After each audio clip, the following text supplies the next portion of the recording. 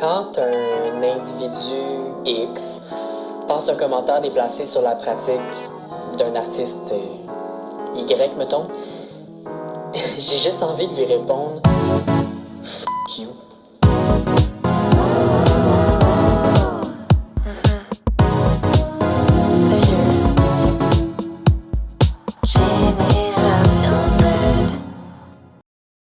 Une production de Girl Crush.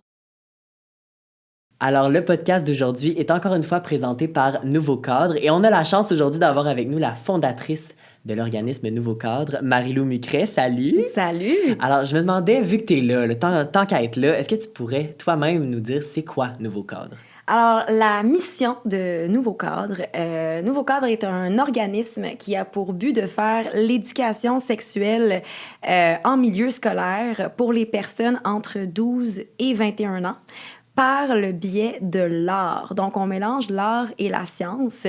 Fait que nous, on a 10 courts-métrages à notre actif et on a aussi des conférences qui mélangent des pièces de théâtre.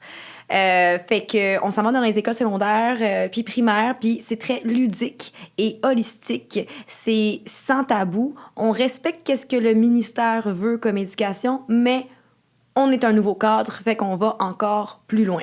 Wow! Mais j'adore ça, puis c'est tellement le fun que vous présentiez le podcast. J'en suis encore très honorée. Puis en plus, t'es une des invitées aujourd'hui avec nous dans l'épisode. Fait que je vous laisse avec l'épisode. Bon podcast! Salut! Allô! Allô! Vous allez bien? Oui, toi? Oui. Avez-vous passé une belle journée? Oui! Génial. Moi aussi, merci de demander. Ben, écoutez, je suis très, très heureux, très enthousiaste de vous recevoir aujourd'hui à mon podcast Génération Z pour déjà ce 5e épisode. Evelyne, Marie-Lou, Gabrielle, merci d'être là. Merci à toi. Ça fait plaisir, merci. Ben merci tellement. Je suis tellement excitée, c'est mon premier épisode avec 3 invités. On dirait que je suis comme plus fébrile, on dirait que j'ai plus d'énergie aujourd'hui. J'ai envie qu'on parle de tout et de rien, qu'on apprenne à se connaître, puis qu'on parle sans tabou de plein de sujets. Fait que c'est ça, j'ai envie d'en apprendre plus sur vous aussi parce que je vous connais quand même un petit peu, mais on dirait que j'ai envie de connaître plus l'artiste derrière l'humain. Je sais pas si vous voyez ce que je veux dire. Ouais. Fait que je vais commencer avec ma question d'introduction que je pose tout le temps. Je trouve que ça nous ramène un petit peu dans le passé. Je me demandais, c'était quoi la culture chez vous quand vous étiez plus jeune? Fait qu'à la maison, avec vos parents, comment le rêve de devenir artiste est arrivé? Evelyne, je commencerai avec toi. Ah, mon Dieu, OK. Je pense que je peux définitivement dire que j'ai une famille qui est très... on est des théâtreux, là. On est beaucoup dans la culture. Mais moi, j'ai grandi à Sept-Îles, qui est une petite ville sur la Côte-Nord. Ah oui? Oui. Fait que il y avait pas vraiment de troupe de théâtre, ou tu sais, c'était moins accessible. Fait que le théâtre est venu à moi plus au début de l'adolescence, quand je suis arrivée à Montréal. Mais tu sais, petite, on allait voir des shows, on allait voir du théâtre, on allait voir de la musique. Ça fait vraiment partie de ma famille puis de mon éducation. Wow, OK. Très cool. Merci. Toi, Marie-Lou, de ton côté? Ben moi, je suis un petit peu comme Obélix. Je suis tombée dedans quand j'étais petite. Ah, dans la potion Ouais. artistique. Eh ben... Dans le fond, mes parents, toute ma famille, mes parents, mon frère, ma cousine, ma tante, mon oncle, c'est tous des chanteurs, danseurs, acteurs. Mon père, il est agent, il y a une école de jeux, tout ça. Fait que depuis que je suis toute petite, j'ai commencé ça. Puis je voulais prendre des cours avec mon père quand même très rapidement quand j'étais jeune.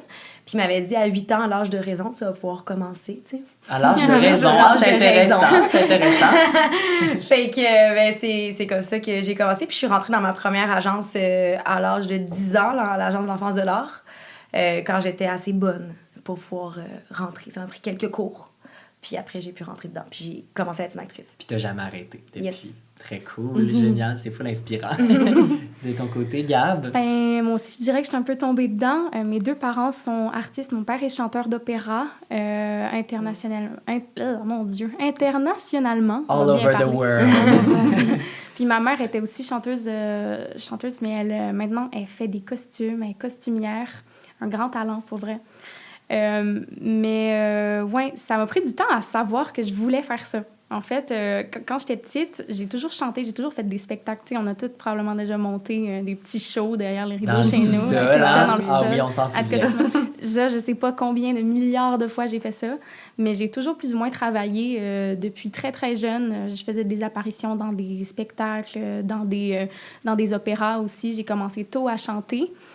Puis j'ai fait aussi beaucoup de comédie musicale, puis d'animation publique, genre, vous savez, les lutins du Père Noël, genre, ok, là, ouais. mais genre d'autres choses aussi, mais genre average, genre improvisation publique. J'adore qu'on est toutes capables de relate. Oui, à c'est ça. ça, c'est ça. Moi I've aussi. been there, I've done that. Ouais, moi aussi, les défilés du Père Noël, j'en ai fait quoi, Pas deux, vrai?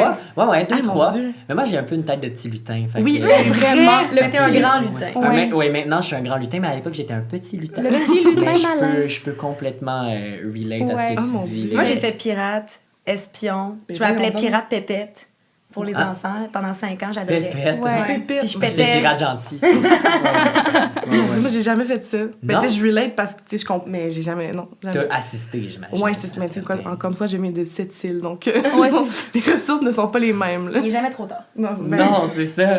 Puis justement, à cette île, est-ce que... Non, mais ça m'intéresse de savoir parce que c'est une région tu sais, plus éloignée. Moi, j'ai des amis qui viennent de mais là. c'est ça, c'est pour ça. Je sais, ouais, c'est ça, Fait ça que, parle. je me demandais, tu sais, justement, est-ce que t'allais au théâtre là-bas? Est-ce qu'il y a un théâtre? Est-ce que tu pouvais voir sinon de la danse ou peut-être justement des comédies musicales? Mhm. Ben, en fait, mon père était directeur de la salle de spectacle de cette île, qui s'appelait, Wow, ok. qui s'appelle toujours la salle Jean-Marc Dion. Fait que c'est sûr que j'avais beaucoup de free pass. J'ai vu beaucoup de shows, mais je dois avouer qu'il y avait pas... Puis même encore aujourd'hui, il n'y a pas beaucoup de théâtre. Tu sais, c'était vraiment comme une salle de spectacle. Tu sais, fait que... C'est plus, mettons, des plus- chanteurs pop. Ouais, des chanteurs. Puis, tu sais, aussi, il y avait beaucoup de... Tu sais, moi, j'ai fait de la danse. Fait que j'ai fait beaucoup de spectacles de danse aussi à cette salle de spectacle-là. J'ai fait aussi... Moi, j'ai fait 5 ans de violon. Fait que j'ai fait aussi de la... Tu sais, fait que... Mais il n'y avait pas beaucoup de théâtre. C'est vraiment plus quand je suis arrivée à Montréal. Parce que moi, quand je suis arrivée à Montréal, je suis allée au secondaire à une école qui s'appelle Robert Gravel, qui est une école secondaire spécialisée en théâtre. L'impro aussi, j'imagine. Un peu, ouais, mais je suis vraiment pourrie. J'ai vraiment... pour voir l'impro, c'est menti. Je suis vraiment pas bonne. Ça m'angoisse. Ça me Ouais. surprend, on dirait. Ben, je pense que je suis quelqu'un de spontané, mais je sais pas pourquoi quand on me met dans un contexte où est-ce qu'on dit, OK, là, catégorie, t'as 2 minutes, ça me fait pas de Ouais, clic, je capote. après, il y a l'impro en match d'impro. Oui, puis je il y a sais. l'impro, genre, t'as oublié ton texte, faut que tu combles. Oh c'est non, pas pareil. ça va, ouais, non, c'est ça. Ça, tu slays, ça. Je slay, mais comme... C'est un must. Mais... De toute façon, t'oublies jamais ton texte. Ah, jamais! Non, mais c'est pas un problème. Mais non. Fait que c'est ça. Fait qu'au secondaire, là, même avec l'école, on allait tout le temps voir du théâtre. Puis, tu sais, encore aujourd'hui, mes parents... ma belle-mère est directrice de la maison théâtre. Mon père est directeur de la salle à la salle à Saint-Jérôme qui s'appelle le Théâtre Gilles Vigneault. Puis j'ai un petit frère aussi de 8 ans. Honnêtement, cet enfant-là a passé plus de temps au théâtre que moi en 20 ans de vie. Là. Honnêtement, j'exagère, là, mais... C'est comme sa deuxième maison. Ah, pour vrai, c'est génial. Fait que c'est ça. En plus, c'est tellement beau, la maison théâtre. C'est vraiment magnifique. Vraiment. Extraordinaire. Oui. Toi, Marie-Lou, viens-tu de Montréal? Je suis née à Paris. Wow! Ouais. Ouais, on s'y attendait pas. On a fait wow! Dans le 13e arrondissement. Non, mais c'est parce que mes parents sont français parisiens. OK. Puis ma mère est de la Martinique, mais bon, la Martinique appartient à la France. Donc, c'est ça. On est arrivé ici quand j'avais 3 ans, à Montréal. Puis j'ai grandi à Saint-Bruno de Montarville. OK. Puis à l'université, j'ai déménagé à Montréal, toute seule. Puis à Saint-Bruno de Montarville. Oui. Est-ce que l'art court les rues? Est-ce qu'il y a une salle de spectacle? Ben là-bas, oui, il y a le j'imagine centre aussi? Marcel Dulude à Saint-Bruno de Montarville. Ariane Moffat fait souvent des spectacles là-bas. En fait, énormément Shout out d'artistes. Ariane Oui. Énormément de grands artistes font des spectacles au centre Marcel Dulude. Et comme mon père et ma mère avaient une école de théâtre et de chant, ben c'était la grosse école de Saint-Bruno de Montarville. Oui. Et on faisait des. Préférez que vous dites le nom au complet. Oui, c'est pas c'est juste ça. Saint-Bruno, Oui, c'est Saint-Bruno de Parce qu'on est Montarville. des Montarvillois. Ah, pour Ouais. vrai? Ouais, Saint-Bruno de Montarville. Parce Ok. qu'il y a un autre Saint-Bruno. OK. Ah, OK. Tu comprends? Oui. Mais t'es aussi un peu parisienne. Je suis parisienne, je suis martiniquaise, je suis montarvilloise et je suis montréalaise. Wow. Magnifique. Voilà. Magnifique. Et puis, j'ai fait beaucoup de spectacles dans cette salle-là, qui est une magnifique salle. Génial. Génial. Puis toi, Gab, si je me trompe pas, tu viens de Québec. Oui, moi, je viens de Québec. Québec! La ville La de ville Québec, de la grande Québec au capitale. Québec. Ça porte beaucoup à confusion. Ouais. Vraiment. Puis à Québec, pour y avoir habité et y habiter encore, en fait, je sais que l'art, c'est full important. La culture prend une grande Ouais. place dans la ville. Oui, vraiment. De plus en plus aussi, on en voit vraiment partout. Après, je dirais que j'ai pas vraiment côtoyé le milieu artistique de Québec avant comme peut-être mes 15 ans, à peu près, parce qu'avant ça, déjà, j'étais un peu trop jeune pour me rendre compte, genre, du milieu qu'il y avait. Puis aussi parce que je voyageais beaucoup. On a beaucoup suivi mon père. Donc, avec ma mère, on partait souvent en voyage voir mon père quand c'était possible. Tu sais, au primaire, là, quand c'est pas grave, si tu manques des semaines d'école, là. Après ça, quand t'arrives au secondaire, et non. Fait qu'à ce moment-là, j'ai commencé à plus travailler dans le milieu, puis c'est un petit monde, là, mais ça, on le sait tous, là, c'est tout petit, tu travailles tout le temps avec les mêmes personnes, puis pour vrai, la vibe artistique à Québec est vraiment nice. Ouais, c'est vraiment une belle ville pour pratiquer puis pour étudier aussi. Moi, j'étudie là-bas, puis en tout cas, je suis très, très heureux de là où la vie m'a mené. Puis justement, tu parlais un peu de, pas de famille artistique, mais un peu du milieu. Votre intégration dans ce milieu-là, ça s'est bien fait ou ça a été un petit peu complexe? Est-ce que vous ressentez que vous êtes dans le milieu? Puis pour vous, c'est quoi le milieu dans le fond? Je suis curieux de vous entendre là-dessus. C'est une bonne question. Je sais pas si quelqu'un veut se prononcer. Evelyne me regarde avec beaucoup... Oui, je vais commencer. Oui. C'est ça que tu voulais. Écoute, le milieu artistique, pour moi, c'est plus les acteurs. Là. Je sais pas comment ça fonctionne dans le cirque, dans le chant puis dans la danse. Mais je vais y aller avec les acteurs puis tout ce qui est l'UDA, l'Union des artistes. Pour faire partie du milieu, selon moi, il faut que tu fasses partie de l'UDA. Déjà, si tu fais pas partie de l'UDA, après avoir fait ton école de théâtre quand même assez rapidement, t'es comme expatrié du milieu. Genre, t'es comme...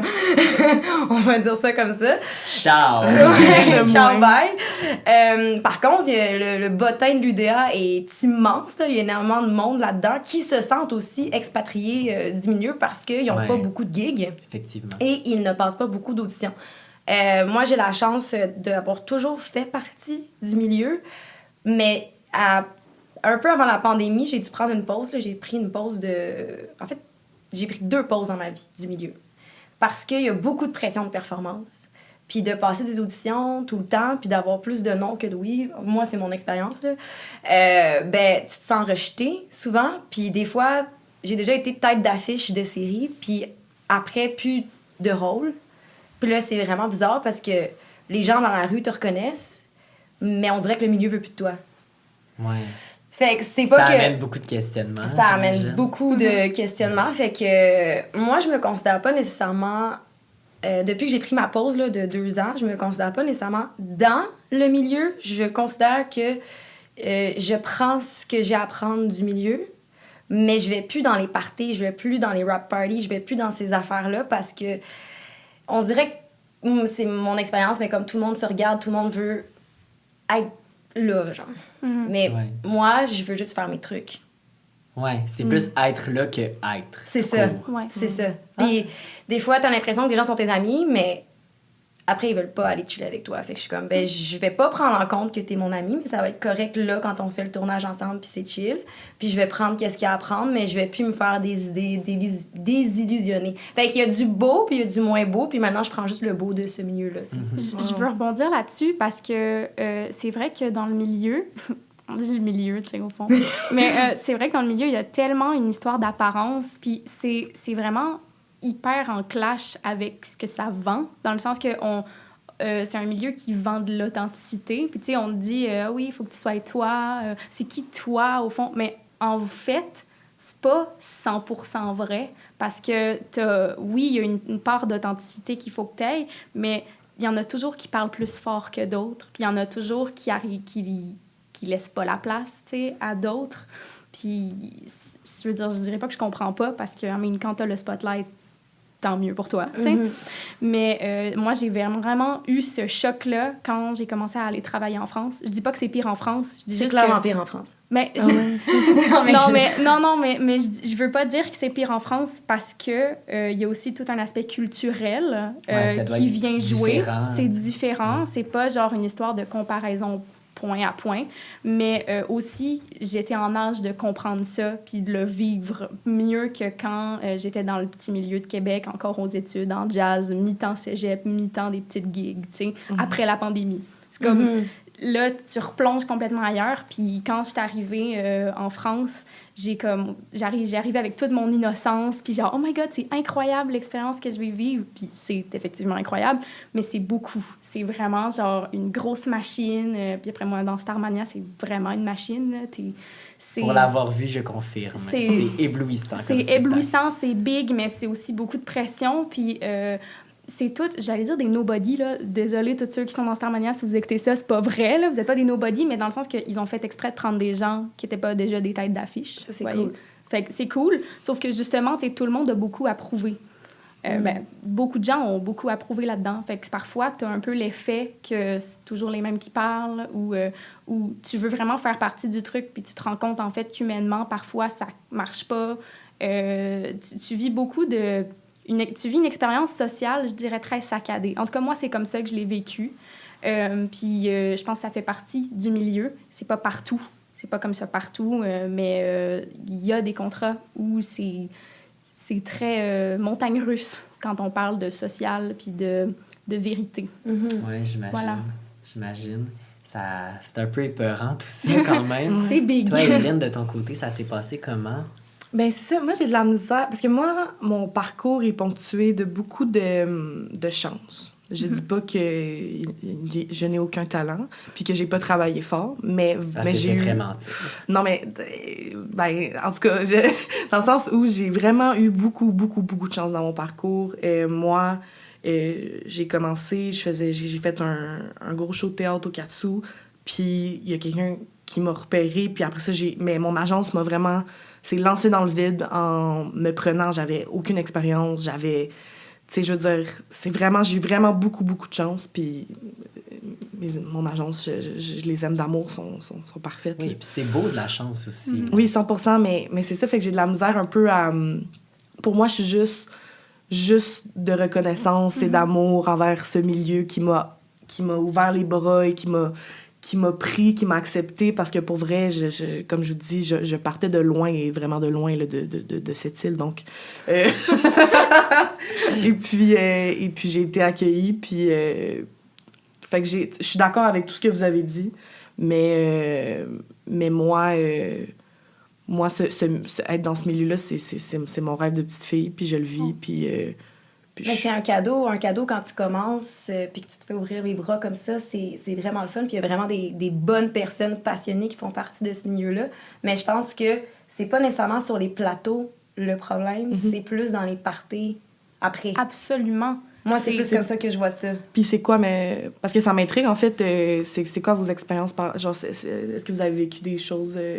Moi, j'ai rien vécu de grave, mais c'est plus une question de... Je me suis jamais sentie à ma place dans un party du milieu. OK. Même si... L'ambiance était tout le temps manque d'authenticité, à mon avis. Puis je suis une personne quand même assez sensible. Puis j'ai besoin de me sentir aimée. On a tous besoin de se sentir aimée, mais moi, j'ai encore plus besoin de me sentir aimée. Genre, en ce moment, je me sens aimée, OK? Je suis contente. On s'aime autour de la table. On s'aime autour de la table. Amour et compréhension. Amour et compréhension. Ouais, puis que pas sentir que moi, je suis une C, puis que toi, t'es un A, puis que l'autre, t'es un B. Tu sais, il y a comme... Même si c'est pas nommé, il y a... Oui, il y a des fois, j'ai été, genre, premier rôle, mettons plus tête d'affiche, mais d'autres fois, j'ai été plus rôle récurrent qui vient comme 10 jours sur les 60 jours de tournage. Puis, tu sais, tu le sens, on dirait, dans les parties, cette espèce d'écart, pour certaines personnes, pas toutes. C'est ça. Fait que... Je comprends, je comprends, puis je suis d'accord. Je pense que moi, je l'ai moins vécu, fait que pas que j'ai toujours eu des premiers rôles et que genre mais c'est quelque chose que moi j'ai moins ressenti dans fait que je vais pas me... Après moi c'est, je dirais pas forcément dans les parties, ça dépend quand, parce qu'en vrai j'ai toujours réussi à avoir plus ou moins du fun quand je voyais le monde, parce que t'es dans un mood différent que quand t'es au travail. justement parce que tu es dans un mood différent qu'au travail. Mais genre, faut vraiment faire la différence entre quand tu es sur scène. Moi, c'est scène, c'est pas vraiment des tournages, là, mais quand tu es sur scène, puis en fait, dès que tu sors de scène, en fait. Parce que on pourrait croire que c'est le contraire, dans le sens que quand tu es sur scène, tu joues un personnage, donc t'es pas toi et tout. Mais moi, je le vis vraiment pas comme ça, parce que justement, quand je suis sur scène, c'est là que genre, je donne mon émotion, je donne autre chose. Oui, je joue un personnage, mais ça me fait justement comme oublier mes problèmes. J'ai pas le choix, genre, de les laisser à l'extérieur. Fait que c'est comme une moi vraiment authentique qui est sur scène. Ouais. Puis quand je sors, c'est souvent là, en fait, que je trouve qu'il y a du... Pardon, je veux dire des gros mots, là. C'est vraiment contre personne, mais du faux cul, des fois. Puis que quand tu sors, que...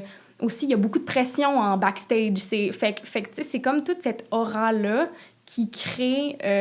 qui probablement électrise les gens, puis fait en sorte qu'ils sont plus à fleur de peau ou qu'ils sont plus stressés, plus picky. Puis moi, ça m'a causé des problèmes dans certains contrats, juste de ne pas être capable d'avoir de dialogue avec quelqu'un qui est agressif envers toi, mais que c'est probablement à cause d'un mood général, mais juste, ça ne devrait pas être acceptable, vous voyez, le genre de mood. Puis ça te fait un gros reality check sur le milieu puis sur ce que tu peux rencontrer. Parce qu'encore une fois, c'est pas comme ça partout, vraiment pas. Mais... moi, j'ai eu, j'allais dire le malheur, là, c'est pas ça que je veux dire, là, mais j'ai eu un peu la pas de chance de vivre ça jeune. Parce que là, quand je suis partie, par exemple, quand je suis partie pour Starmania, j'avais encore 18 ans. Fait que comme, c'est... Je dis ça, j'ai 19, tu sais. Ben non, mais c'est quand même un gros voyage. T'es partie longtemps aussi. Oui, c'est ça. Ben, tu sais, sais, j'ai quitté la maison de mes parents, j'ai quitté chez nous. J'ai commencé à vivre cette expérience-là avec, en fait... J'allais dire pas beaucoup d'expérience de vie, mais c'est un peu ça, tu sais, dans le sens, tu pars, puis d'où ce que je disais tout à l'heure, je suis partie avec plein d'innocence, puis ça fait un gros reality check de voir, en fait, que ben, c'est pas tout le monde qui est gentil, c'est pas tout le monde qui sait dialoguer, c'est pas tout le monde qui a, j'allais dire les mêmes privilèges, mais surtout pas tout le monde qui a envie qu'il y ait une égalité. Il y en a toujours qui vont être préférés que d'autres, puis il faut réussir à dealer avec ça dans l'harmonie. Puis c'est pas toujours facile. Fait que c'est pour ça que je trouve que... Ben, je veux juste dire une petite affaire pour rebondir là-dessus. C'est parce que quand t'es dans ce milieu-là, puis quand tu veux faire partie de ce milieu-là, il faut vraiment que tu sois passionné. Ouais. Premièrement. Puis moi, maintenant, j'ai décidé que je m'en fous. Genre, je fais ça pour le fun, je fais pas ça pour plaire à qui que ce soit. Oui, parce que ça vient d'une flamme, là, à la base. Faut pas l'oublier, ça. C'est ça. Fait que peu importe que le milieu soit ci, soit ça, puis après, il faut que t'aies du gros fun, puis il faut que tu persévères, peu importe, tu sais. Ouais. Clairement, Faut mais trouver en passant... un équilibre là-dedans. Ouais, mais je tiens juste à dire que c'est tout à ton honneur là, d'être partie comme ça, parce que moi, je sais pas si je serais capable de partir aussi loin, si jeune, de m'investir autant dans un projet, quelque chose d'envergure comme monstre. Là, j'utilise ce mot-là dans le sens que c'est un show qui pourrait être au Centre Bell. Ah ouais. C'est immense. Là. Ben, juste pour vite wrap-up, c'est un... Le fait d'être jeune, une femme, puis de se retrouver dans cette grosse machine-là, je dirais pas que ça m'a nuit, mais ça m'a mis face à beaucoup d'enjeux que j'avais pas du tout envisagés, en fait. Tu sais, quand t'as des conversations, on l'a tous déjà vécu quand t'es plus jeune, là, puis que ton parent, il te fait, genre, par exemple, « Ouais, mais de toute façon, tu comprendras quand tu seras plus grand. » Ben, des conversations comme ça, où on te fait juste bloc parce que, ah, t'es trop jeune, ou ah, tu comprends pas, au lieu de dialoguer, c'est des trucs qui arrivent, puis encore plus, je dirais, quand t'es une fille, puis que, je veux dire, là, vous me voyez les cheveux noirs, là, mais il fallait me voir il y a 2 mois avec mes grosses lunettes puis mes cheveux roux, là, j'ai pas crédible des fois, là, tu sais. Alors, Nouveau Cadre nous a préparé des questions aujourd'hui, puis on a Marie-Lou avec nous, trop cool! Damn. C'est ton organisme. Oui, c'est ça. Je suis trop content que tu sois là. Alors, pour répondre aux questions également, parce que, tu sais, c'est le fun de t'entendre aussi répondre, puis vous aussi, les filles, genre de savoir... vos réponses, parce que c'est quelque chose qui vous concerne toutes les trois. Je suis un peu exclue. Mais non, c'est pas vrai. J'ai tellement hâte de vous entendre là-dessus. Donc, aujourd'hui, notre sujet, c'est être femme et artiste. Ouais. Fait que Nouveau Cadre nous a préparé une petite carte que je vais lire à l'instant. Puis j'ai hâte de voir vos réactions à ce que Anne-Marie... D'ailleurs, Anne-Marie, notre sexologue, je te remercie tellement pour tout ce que tu fais. Elle nous a préparé une petite carte assez curieuse, donc je vous lis ça. Parfait. Et lâchez-vous là ces réactions. Dans les années 50, le seul rôle qu'on voulait bien laisser à une femme, c'était celui de mère et de ménagère. Le guide de la parfaite femme au foyer donnait des conseils tels que Environ 15 minutes avant que votre mari rentre, prenez une courte pause pour vous préparer. Retouchez votre maquillage, remettez vos cheveux en ordre et refaites-vous une beauté. Il a vu des gens fatigués toute la journée, alors soyez impeccable. Oh mon Dieu. Ou, encore, ne remettez pas en question ses jugements ou ses actions. Souvenez-vous, c'est le maître de la maison et il peut exercer sa volonté comme il le souhaite. Vous n'avez aucun droit de discuter cela. Quelle horreur! C'est terrible. C'est horrible. Oui. Ouais. Puis on dit dans les années 50. Hein. Je tiens C'est juste pas à si le loin. répéter. Ouais. Donc, merci Anne-Marie de nous avoir ressorti ça des vieux livres d'histoire. Mais maintenant, on veut parler du moment présent. OK. Donc, ma question pour vous, c'est quelle est votre définition de la féminité? Oh, j'aime ça. Et je pense qu'on va en avoir 3 différentes. Donc, est-ce que quelqu'un veut se lancer? Oh mon Dieu. Vas-y, allez-y. Je... Vas-y. Non, mais Ah, vous êtes trop galante, Ok, attends, arrêtez. je peux essayer.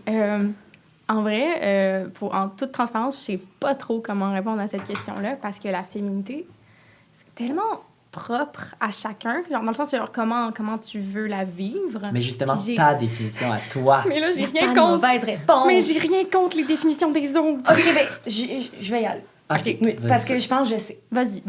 Mais féminité, est-ce que ça peut être féminisme ou c'est féminité? On Lance-toi, dirait que je comprends pas trop lance-toi. féminité. Lance-toi. Ok, parce on en a que- parlé longtemps avec Anne-Marie. On se disait, est-ce que c'est mieux de demander féminisme, féminité? On veut juste savoir pour Ok. toi, qu'est-ce que ça représente.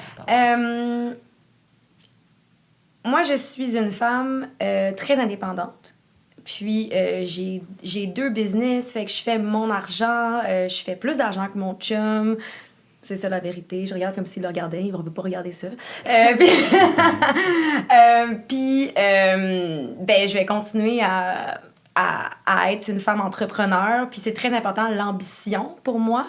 Fait que... puis ma mère m'a toujours dit, faut que tu aies tes propres affaires. Puis si tu achètes avec ton chum, faut que ce soit à ton nom. Puis, tu sais, faut que tout soit à ton nom pour te protéger. Puis ma meilleure amie, elle est femme à la maison. Et elle a 3 enfants. Et elle est plus jeune que moi. Et ça a failli briser notre amitié, en fait, quand elle a décidé de devenir mère au foyer.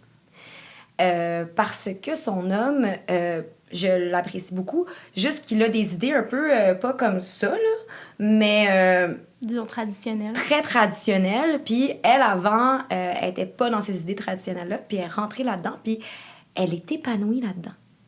Puis à un moment donné, on s'est confrontés parce que j'étais comme... Je la jugeais full, puis j'étais genre, t'es pas féministe, t'es pas ça, tu te fais avoir, nanana. Puis elle était comme, mais Marie-Lou, le féminisme, c'est d'accepter les choix que chaque femme fait. Puis comme, puis moi, c'est des choix conscients que j'ai faits. Puis j'ai décidé que c'était ça ma vie. Et je suis heureuse que ma vie soit ça. Puis si t'es pas capable d'accepter que moi, mes choix, c'est ça, ben en quoi t'es féministe, t'sais? Fait que pour moi, la féminité, le féminisme, c'est juste d'accepter tous les choix conscients des femmes. Mhm. Puis tant qu'elles ne vivent pas des relations toxiques graves dans lesquelles elles se font manipuler psychologiquement ou frapper ou des trucs terribles, ben enjoy ta vie, tu sais. Ah, ça résonne beaucoup. C'est vraiment Ouais. beau. Oui, 100%. Ben ça... Vas-y. Pardon. Vas-y. C'est incroyable ce qui se passe. Je dois le dire. Ben, je pense que, en fait, c'est super cool que tu sois partie parce que ça m'a donné un écho, en fait, sur ce que je voulais dire. Puis, moi, dans le fond, je trouve ça dommage. Dans le sens, c'est super qu'aujourd'hui, il y ait vraiment beaucoup de valeur pour être indépendant, puis s'affirmer, puis se réinventer et tout. Mais je trouve que c'est pas une pression qu'on est obligé de se mettre non plus. Puis je trouve ça dommage que beaucoup de personnes soient dans l'extrême de penser qu'une femme, il faut qu'elle soit une warrior, il faut qu'elle se batte, faut qu'elle soit forte et tout, parce que c'est vrai, mais moi, je trouve que c'est important de montrer ses faiblesses. Puis je dis montrer ses faiblesses, mais c'est pas des faiblesses, en fait. Je trouve que c'est important d'être down des fois, que c'est correct, puis que... Par exemple, quand on parle, admettons, de maladie mentale ou des choses comme ça, ou de dépression, parce que c'est quelque chose qui a vraiment beaucoup, même si ça devient de moins en moins tabou, ça reste assez tabou parce qu'on ne sait pas comment réagir. Ça se comprend aussi. Mais pour moi, une femme qui s'assume puis qui est bien dans ses choix, justement, ça fait partie de sa féminité. Et avec toutes toutes ces émotions, tous ces degrés... voyons, c'est quoi le mot que je cherche? Ces degrés je vais dire, de tolérance du moment. C'est dans tous ces... Voyons, ça m'énerve. Ben, dans toutes ses couleurs, genre dans toute sa... Dans toute son entièreté. Merci, c'est le mot que je cherchais. Ah, mon C'est Dieu. vraiment ça. D'abord, si je t'aurais aidé avant. Dans toute son entièreté. Parce que en vrai, tu sais, on accorde souvent la féminité à, bon, je veux dire un gros stéréotype, mais tu sais, les robes, porter du rose, tout ce qu'on considère féminin par rapport au genre. Mais en vrai, ça peut être ça, dépendamment de c'est quoi ta propre définition de ton genre. Mais je trouve que c'est une définition qui est basée sur un stéréotype, puis qu'elle n'est pas forcément correcte, parce que chacun a le droit de vivre comment il veut vivre sa féminité. Ouais, clairement. Puis, tu sais, même les gars ont des côtés féminins. Tu sais, moi, ouais, je sais que j'ai beaucoup de féminité en moi, tu sais, puis je l'assume à 100%. Puis j'ai tellement de fun, justement, avec ce côté féminin-là. C'est comme mon côté plus bubbly, qui ressort. Puis je dirais que ça fait de moi quelqu'un d'encore plus humain de le montrer au grand jour. Absolument. Moi, ou à l'inverse, tu sais, quelqu'un qui s'identifie comme femme, qui aurait un côté plus masculin, si on peut dire ça comme ça, qui le cacherait, on dirait que, justement, je me dirais, mais non, tu sais, c'est tellement beau de voir que tout le monde a ça dans sa personnalité, tu sais, tout le monde a les deux. Puis c'est ça qui fait de nous du monde absolument magnifique, tu sais, je veux dire. C'est vraiment intéressant, je trouve. Mais mon Dieu, honnêtement, vous avez tout dit, là. Je veux dire, dans le sens où je suis d'accord avec tout ce que vous avez dit. Tu sais, c'est ça, comme Gabrielle, tu disais, souvent la féminité, on associe ça beaucoup au genre, à l'apparence. Au stéréotype. Ouais, c'est ça. Puis pour moi, c'est pas du tout ça. Pour moi, la féminité, c'est ce que tu décides que c'est. Dans le sens où c'est, tu sais, je veux dire, moi, tu sais, mettons, je pense pas que je considère que... mettons, on parle esthétiquement, je suis pas quelqu'un qui est très féminine, mais ça enlève rien du tout à ma féminité. Moi, je suis une femme, je suis très fière d'être une femme. Puis je m'assume dans tout ce que je fais.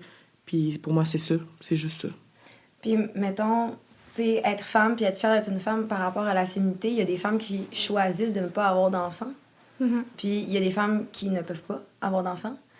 Puis ça fait pas moins d'elles des femmes. Puis j'ai l'impression qu'il y a une espèce de... Je ressens, du moins, peut-être parce que je suis plus vieille puis j'ai 30 ans, tu sais, qu'il y a une pression pour être une femme accomplie, d'être la warrior, mais aussi d'être une mère.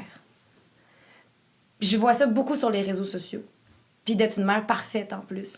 Puis que si t'es pas inscrit dans un espèce de rôle de mère, puis une espèce de d'être maternelle, puis douce, en plus d'être la warrior, mais c'est comme si t'as pas réussi dans ton rôle féminin de femme. Je sais pas qu'est-ce que vous en pensez, là. Et je suis 100% d'accord avec ce que tu dis. Puis même à l'inverse, moi, personnellement, tu sais, là, je suis au début de ma carrière. Si on parle d'être artiste, vu que c'est la thématique. Bah ouais. C'est ça.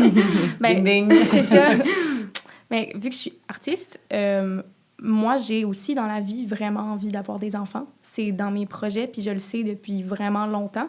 Puis moi, mes 2 parents étaient artistes, puis ma mère a ralenti sa carrière quand elle m'a eu pour pouvoir s'occuper de moi puis être là. Puis moi, j'ai envie que ce soit ça pour moi aussi. Moi, je veux être là pour mes enfants. Je veux les voir grandir. Fait que c'est clair que ma carrière va prendre un autre tournant quand je vais avoir des enfants. Puis je trouve qu'il y a une pression dans le monde artistique, dans le sens que quand tu expliques que tu veux ralentir ta carrière, parfois les gens sont comme « Ah, mais voyons, pourquoi? Puis c'est mon choix. » Comme tu disais justement, dans le sens que c'est beau quelqu'un quand c'est son choix puis qu'il est bien là-dedans. T'sais, on verra. J'imagine que je vais être bien dedans. Oui. mais je trouve que c'est hyper important de respecter, en fait, la volonté des gens.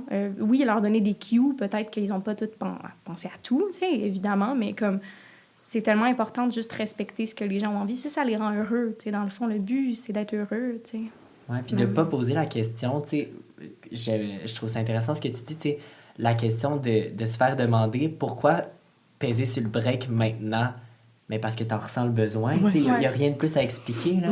Après, Ah, je trouve ça dur. Je Ouais. trouve ça dur. Ben, en fait, c'est dur parce que c'est un milieu aussi où tu es souvent, je veux dire, remis en question, mais c'est vrai, tu te poses beaucoup de questions, puis ne serait-ce qu'avec les réseaux sociaux et tout, t'as pas forcément besoin de vivre du hate pour toi te remettre en question, puis toi-même te donner beaucoup de hate. Tu sais, dans le sens que tu sais, quand tu overthink trop, que tu veux que ton post soit parfait, que tu veux que tout soit bien, puis ton... Non, mais Tu relate? c'est vrai. Tu sais, c'est tellement un milieu où tu es constamment remis en question et où je pense, en tant qu'artiste, tu essayes de te remettre en question. Pas tout le monde le fait, mais c'est important. Que pour des trucs qui sont juste obvious pour toi, c'est important d'y aller. Genre, de te faire confiance parce qu'il y a tellement de choses qui sont pas obvious. Genre, les rares choses qui le sont, en tant que femme et en tant qu'artiste, il faut les assumer puis il faut y aller. C'est rarement un mauvais choix, je pense. Ben, pour rebondir là-dessus, pour continuer sur la féminité, pour moi, c'est aussi l'intelligence émotionnelle et l'instinct, parce que j'ai l'impression que la majorité des hommes que je connais, en tout cas, sont plus dans une espèce d'intelligence plus financière, puis un peu moins instinctive, puis plus rationnelle. Puis que c'est bon autant pour les hommes que les femmes de prendre le positif d'un côté, puis le positif de l'autre, puis d'arriver dans le milieu, tu sais. Absolument. Mais moi, j'ai beaucoup d'instinct dans la vie, puis beaucoup d'intelligence émotionnelle, puis je me laisse guider par ça. Puis, tu sais, j'ai déjà pris une pause du milieu pendant 2 ans. Puis moi, avant, j'avais un agent qui était mon père, puis qui me disait, si tu fais ça, tout le monde va t'oublier. Et c'est pas ça qui est arrivé. C'est comme, au contraire, si je prends pas ma pause quand j'ai besoin de prendre ma pause, peu importe, que ce soit pour avoir un enfant ou juste pour ma santé mentale, ben je vais juste je vais juste avoir une mauvaise expérience. Ouais. Puis je vais faire vivre une mauvaise expérience à tout le monde.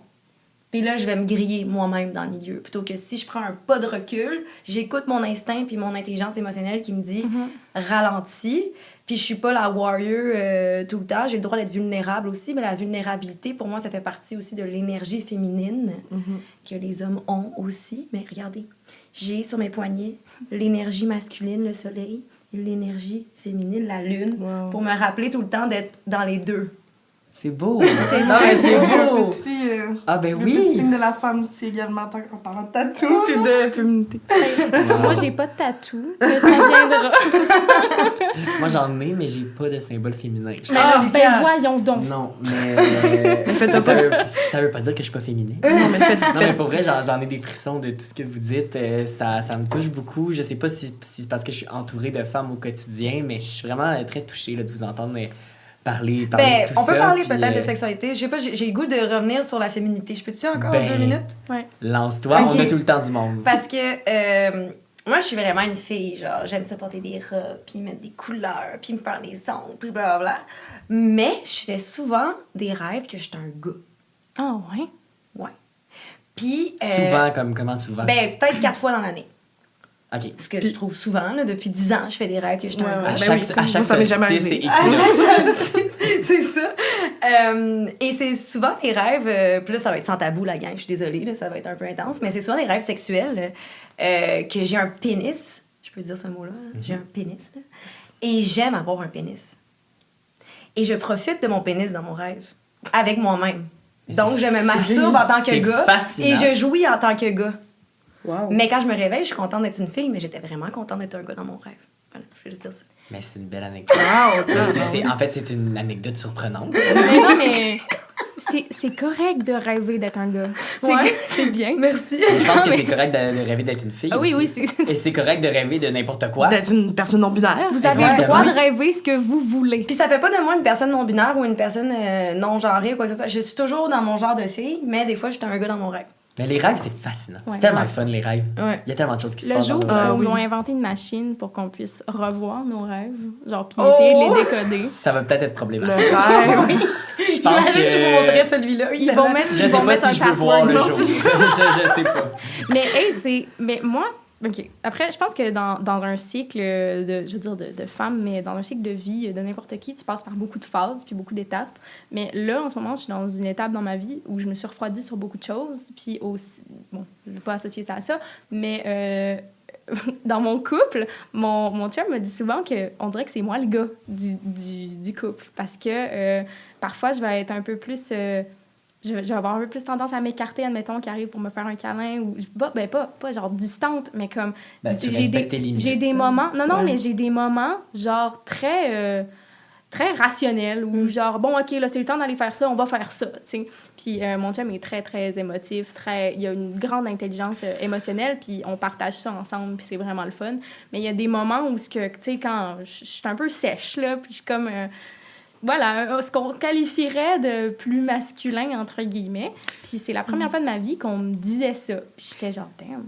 Mais je trouve ça bizarre qu'on associe des traits de personnalité, puis tu sais, même aussi, tu disais, moi, je suis très fille, tu sais, je veux dire, moi aussi, là, genre, j'adore regarder des Get Ready With Me, puis comme je fais semblant d'être une YouTubeuse, puis de me parler à moi-même, puis tu sais, dans le sens, comme, mais je trouve ça bizarre qu'on associe non, mais aux c'est femmes. ça. Ouais. Ben, non, mais c'est que je trouve ça bizarre qu'on associe ces choses-là à un genre, tu sais, je trouve que, ben, en fait, tu sais, on le sait, là, je trouve que, oui, puis tu sais, le genre fait bien partie de, moi, je trouve que c'est trop, là, je trouve qu'on genre tout trop, puis que ça devrait juste être comme, ben, moi, j'aime ça, puis je suis de même, puis c'est tout, genre, tu sais, dans le sens où... Sans se dire, t'aimes ça parce que t'es une fille, ou t'aimes ça parce que t'es un gars. Tu sais, je veux dire, si ton chum, il a une full grande intelligence émotionnelle, puis qui est plus affectueux, puis tout ça, je veux dire, puis que toi, t'es plus distante, c'est pas parce que toi, t'es l'homme dans le couple, tu sais, je trouve ça tu sais... Non, absolument. C'est juste, dans sa manière de me l'exprimer une fois, il me l'a exprimé comme ça, puis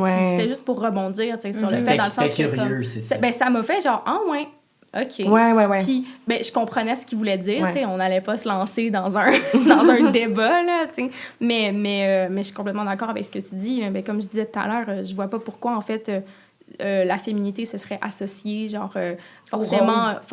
forcément à un stéréotype de la féminité, en fait. Avez-vous vu Barbie? Oui, mais... J'y vais la semaine prochaine. J'y vais cette semaine. J'y vais bientôt. Tu l'as vu, toi? Oui. Moi aussi. Est-ce qu'on aime ça? Dis rien de spoil, dis juste si t'aimes ça. J'ai aimé ça. J'ai beaucoup aimé ça. Toi? J'ai aimé ça. Voilà, OK. On s'appellera. On se rappellera après. Il va falloir refaire un podcast. Nouveau Cadre nous a aussi préparé une sous-question. Est-ce que quelqu'un voudrait la lire? Je peux la lire. Parfait. Donc, je te passe le carton discrètement. Juste m'assurer que... Parfait. Voilà. On va voir ta lecture à vue, ça ressemble à... Oh mon Dieu, c'est là. Est-ce qu'être une femme vous a freiné professionnellement? C'est dans le sens que je faisais comme s'il y avait un buzzer. Un buzzer. Marie-Lou. C'est à mon tour? OK. Je dirais qu'au Québec, c'est extraordinaire d'être une femme. Oui. Et au Québec, c'est extraordinaire d'être une femme de la diversité. Parce que je sais pas si vous avez vu, mais je suis pas blanche, là. Puis, ça m'a toujours aidée. Puis, je parle vraiment au Québec parce qu'en France, je pense que c'est très différent. Mais il y a beaucoup plus de subventions quand t'es une femme. Et en plus, quand t'es une femme de la diversité, au niveau artistique et au niveau entrepreneurial aussi. Les gens sont plus... Moi, j'ai toujours ressenti que les gens étaient très gentils avec moi. Voilà. Puis ça, c'est mon expérience de vie, là. Puis, je sais pas, je me sens vraiment choyée d'être une artiste femme au Québec par rapport à si je l'avais été en Europe ou aux États-Unis. OK. Ah, c'est intéressant. Ouais. Puis je pense que ça dépend aussi du milieu dans lequel t'es. Je pense que dans notre milieu, en tout cas, moi, j'ai pas senti vraiment que ça m'a nui dans mon milieu. Mais je pense que si tu vas dans plein d'autres, mettons le milieu de plus sportif ou quoi que ce soit, ça, je pense que ça peut vraiment te nuire, malheureusement, d'être une femme.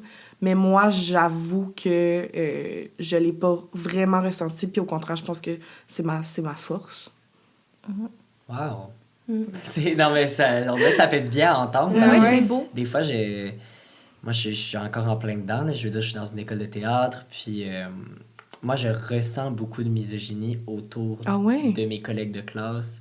C'est toujours de manière très subtile. Puis des fois, je me demande, mais je le sais que non, mais je suis comme, est-ce qu'il y a juste moi qui le remarque? Puis là, après ça, je regarde autour de moi, puis je vois que non. Mais comme personne dit rien. Puis ça, j'aime pas ça. Le silence me fait très mal. Mais oui. Puis tu sais, je sais que en tant qu'allié, je pourrais me prononcer, je pourrais dire quelque chose, mais on dirait que j'ai tellement envie de laisser la place aux filles de s'exprimer, puis d'aller au combat. Là, on parlait de warrior tantôt. Moi, j'étudie avec des warriors. Puis je les trouve exceptionnels. Mais c'est ça, des fois, je trouve ça difficile. Fait qu'on dirait que ça me fait du bien d'entendre des belles histoires. On pense que peut-être notre génération, là, je dis notre génération, je sais pas si on est tous de la même génération, mais on est à génération Z, fait qu'on va dire qu'on est tous de la même génération. Mais même les jeunes, des fois, on se définit comme une génération très ouverte, puis très respectueuse. Mais des fois, on fait pas attention, je trouve. Je trouve qu'on fait pas attention. Je veux vraiment pas généraliser, mais des fois, je trouve qu'il y en a qui font pas attention à ce qu'ils disent, puis ils pensent que ça va passer dans le vide, puis que ça va pas blesser. Puis des fois, ça blesse, mais des fois, on est gêné de le dire que ça blesse. Ouais. Fait que, ça fait du bien d'entendre des belles choses comme ça. Vraiment. Mon Dieu. On dirait que je serais savoir, Gabrielle. Ben, moi, je dirais pas que ça m'a freinée. Ce serait pas le mot, en tout cas, que j'emploierais. C'est clair qu'il y a une différence entre ce que j'ai vécu en France et ce que j'ai vécu au Québec. Je trouve de manière générale que ça m'a jamais freinée, peu importe, même mon âge. J'ai jamais vécu de problème au Québec. J'ai jamais ressenti, en tout cas, de problème par rapport à ça. Beaucoup d'acceptation, beaucoup d'accueil, puis d'ouverture. Après, oui, c'est clair qu'il y a de la compétition, mais même à ça, après, moi, je l'ai jamais ressenti vraiment beaucoup quand j'étais ici. Puis c'est sûr que de rentrer dans une grosse machine comme Starmania C, ça change aussi. C'est pas comme une petite gig ou quelque chose comme ça. Je suis sûre que c'est clair que c'est pas comme ça partout. Mais il y a beaucoup d'enjeux. Puis tout le monde veut avoir sa place. Tout le monde veut dire des trucs. Puis il y en a, il y a des gens, tout comme partout, qui n'hésiteront pas à en caler d'autres pour se remonter. C'est quelque chose qui arrive. Je dirais pas que c'est parce que je suis une femme, mais c'est possible que mon jeune âge puis ma potentielle vulnérabilité... Parce qu'il y a une autre fille dans Starmania qui a le même âge que moi, mais un peu plus vieille, là, mais on a le même âge, qui, elle, se laisse pas faire du tout. Puis genre, j'ai l'impression qu'elle vit pas le même genre de truc que moi. Parce que, comme quoi... parce que tu serais capable de répondre ou d'envoyer chier la personne qui te fait chier, OK, maintenant, je l'approche plus. Mais je trouve ça dommage parce que c'est justement parce que quelqu'un est vulnérable. Puis encore, je dis vulnérable, mais je me suis jamais sentie vulnérable. J'avais juste envie d'essayer de comprendre puis de dialoguer. Fait que, tu sais, t'ouvres une porte, dans ce cas-là, à une faiblesse, entre guillemets, qui, pour moi, est une force. Genre, je trouve que d'être ouvert et de vouloir te remettre en question, c'est tellement important. Puis, en fait, je dirais pas que c'est parce que je suis une femme que j'ai vécu des trucs comme ça, mais c'est clairement... il y a clairement peut-être quelque chose de discriminatoire dans la manière dont tu abordes tes contacts sociaux. Si t'es quelqu'un de plus sensible... Après, je dis ça, mais on a tous... Selon ton chum, t'es pas sensible. Non, mais c'est pas ça! C'est tellement pas ça, en plus. Faut pas généraliser. Non, mais je niaise. Mais non, mais si t'es quelqu'un de peut-être plus sensible ou qui a moins d'expérience, t'es plus sujet à vivre des expériences rough, parfois, parce qu'on te prend pour acquis ou qu'on assume que tu sais pas, donc que t'as à apprendre des autres. Genre, après, on a toujours à apprendre des autres, mais ouais. Fait que... Je rappe très rapidement. J'aimerais juste dire que, tu sais, là, j'ai dit que dans mon milieu, c'était pas du tout... ça m'avait pas du tout tenu d'être une femme, mais je veux juste dire que être une femme, c'est difficile tout le temps. C'est un défi quotidien. Fait que je voulais juste préciser que c'est pas... c'est ça. Être une femme, c'est toujours difficile. C'est toujours... ça vient avec plein d'enjeux, plein de discriminations. C'est juste que j'ai la chance d'être dans un milieu où je suis très bien accueillie. Genre que ça existe, mais que pas tout le monde le vit. Ben, je pense que oui. Je pense que toutes les femmes le vivent. Ben, oui, je pense que c'est juste que... C'est ça. Je pense qu'on est chanceux. Non, mais c'est parce d'être que où on est, justement, des femmes comme Julie Snyder, Fabienne Larouche et Lynn Charlebois, pour ne nommer qu'elle, au Québec, nous ont fait la place. Ça a été très difficile dans les années 70-80 pour ces femmes-là, dans le milieu du cinéma, pour se faire respecter. Parce que c'était pas Fabienne Larouche avait pas d'argent, là. C'était pas une femme qui venait d'une famille bien nantie. Lynn Charlebois, je sais pas si vous la connaissez, mais c'est une réalisatrice qui n'avait pas nécessairement d'argent non plus. Mais elles ont tenu leur bout, elles ont fait leur place, puis c'était un milieu juste d'hommes avant. Fait que c'est grâce à des femmes comme ça que pour nous, aujourd'hui, dans notre milieu, c'est plus facile parce qu'elles sont à la tête des décisions, mine de rien. Fait qu'on a la chance qu'on ait énormément de productrices au Québec. Aussi. Étant donné que c'est les productrices qui font les choix. Puis c'est pour ça qu'au Québec, par rapport à d'autres pays, il y a beaucoup de femmes qui sortent des standards physiques. Il y a beaucoup de femmes qui sont plus vieilles à la télé aussi, à l'écran, par rapport à en France, que c'est quasiment pas possible. Puis aux États-Unis, c'est différent aussi. Puis je pense que c'est grâce au fait qu'on a plein de productrices qui ont fait un chemin, puis qui sont à la tête, puis qui peuvent faire « Nous, c'est ça qu'on veut, c'est ça qu'on veut, c'est ça qu'on veut. » Ils se sont battus avant nous. Ouais. Ouais. 100%. Clairement. Peut-être pour conclure l'épisode, j'aurais envie de vous demander, est-ce qu'il y a une femme artiste qui vous inspire particulièrement, que vous aimeriez nommer, rendre hommage, je sais pas? Oh mon Dieu, c'est drôle parce que à chaque fois que je fais une entrevue puis qu'on me pose cette question-là, je dis tout le temps j'ai toujours la même personne. Puis j'ai vu cette femme-là hier, puis j'ai dit à chaque fois que je suis en entrevue puis qu'on me demande c'est qui la personne qui m'inspire, je dis que c'est toi, puis ça l'a fait toucher. Et bien là, la personne en question est donc Debbie Lynch White, que j'admire beaucoup. Mais sinon, il y en a beaucoup. La première qui vient en tête, c'est Safia Nolin. On parle d'être une femme, d'être une artiste, mais il y a aussi d'être une femme, une artiste et d'être une personne grosse aussi. Moi, je suis une femme grosse artiste, puis ça vient avec tout son lot de défis. On va pas rembarquer dans un autre sujet, mais fait que de voir des femmes aussi comme ça, qui s'assument pleinement, moi, ça m'inspire vraiment beaucoup, puis ça me donne la force de continuer parce que c'est dur, on est souvent, parce que là, je veux pas rentrer dans un autre sujet, mais Vas-y, censure-toi pas. Mais moi, ce que je reproche beaucoup à la télé québécoise, c'est de, on n'a jamais, mettons, une histoire d'amour entre un gars puis une personne grosse, mais cette histoire-là va tourner autour... Quand il y a des personnes grosses à la télé, l'histoire tourne autour du fait que cette personne-là est grosse.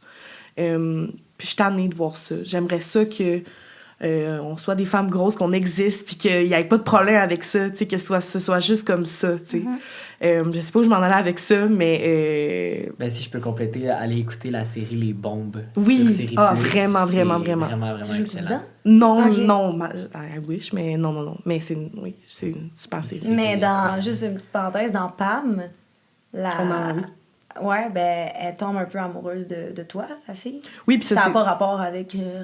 Non, mais tu sais, là, je veux pas spoiler, là, mais tu sais, je veux dire, il y a une réplique qui est super, un bout dans Pam, donc qui est une web-série que vous pouvez aller regarder sur Nouveau, pub, qui est, où est-ce que dans le fond, moi, je joue avec Kelly Dépôt, qui est une actrice super magnifique, super talentueuse, puis elle me dit... parce qu'en gros, elle m'a agressée sexuellement dans la série. Puis là, elle me dit, regarde-toi, puis regarde-moi, qui tu penses qu'ils vont croire? C'est vrai.